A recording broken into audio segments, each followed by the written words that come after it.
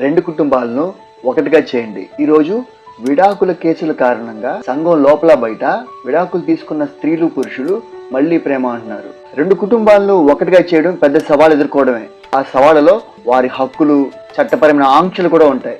జీవిత భాగస్వామి ఎంపిక అనేది వివాహ వ్యవస్థ ద్వారా నిర్ణయించుకునేది మీరే, మీ పిల్లలు కాదు. కాబట్టి లోటు లేకుండా పిల్లలకు మీ ఇద్దరి ప్రేమ అందాలి. వివాహం దేవుని ఏర్పాటు, పిల్లలు దేవుని బహుమానం. కాబట్టి పిల్లల విషయంలో జాగ్రత్తగా ఆలోచించండి, లేదంటే వాళ్ళ భవిష్యత్ తలకిందులుగా మారిపోతుంది. బైబిల్లో కొన్ని వచనాలు ఏమంటున్నాయంటే, ప్రేమ సమస్యల్ని పరిష్కరిస్తుంది, ప్రేమ విఫలం కాదు, ప్రేమ దీర్ఘకాలం సహిస్తుంది, దయ కలిగింది అని. మార్పులు జరగకముందే, ప్రమాదం రాకముందే ఆత్మీయుల సలహా తీసుకోండి. పిల్లల స్వరాలు వినండి, వెర్రిగా ఉండకండి. అంతా బాగానే ఉందని కవరప్ చేయొద్దు. ముఖ్యంగా ప్రార్థించండి. బాధపడకుండా దేవుని చిత్తాన్ని మీకు అందించమని దేవుడిని అడగండి. మీరు కోల్పోయిన మీ భాగస్వామి యొక్క ప్రేమ, కేరింగ్ మళ్ళీ మీకు దయచేస్తారు.